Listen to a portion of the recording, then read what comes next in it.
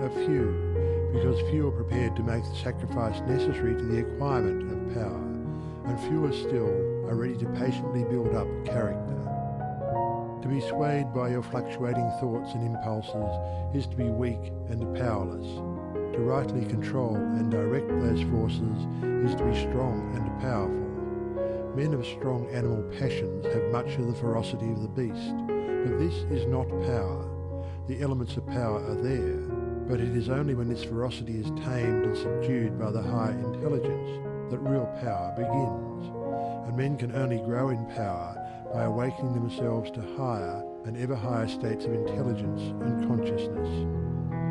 The difference between a man of weakness and one of power lies not in the strength of the personal will, for the stubborn man is usually weak and foolish, but in that focus of consciousness which represents their states of knowledge.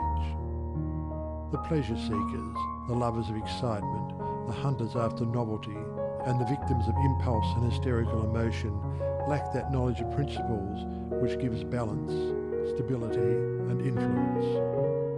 A man commences to develop power when, checking his impulses and selfish inclinations, he falls back upon the higher and calmer consciousness within him and begins to steady himself upon a principle.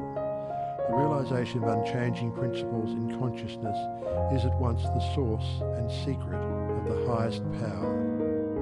When, after much searching and suffering and sacrificing, the light of an eternal principle dawns upon the soul, a divine calm ensues, and joy unspeakable gladdens the heart. He who has realized such a principle ceases to wander and remains poised and self-possessed. He ceases to be passion's slave and becomes a master builder in the temple of destiny.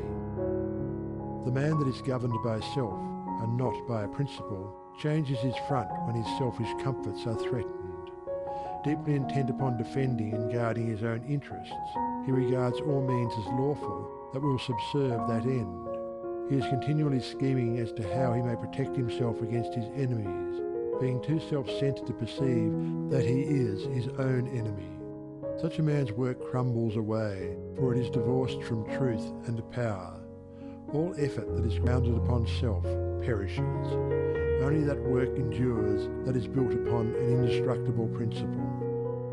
The man that stands upon a principle is the same calm, dauntless, self-possessed man under all circumstances. When the hour of trial comes, and he has to decide between his personal comforts and truth, he gives up his comforts and remains firm. Even the prospect of torture and death cannot alter or deter him.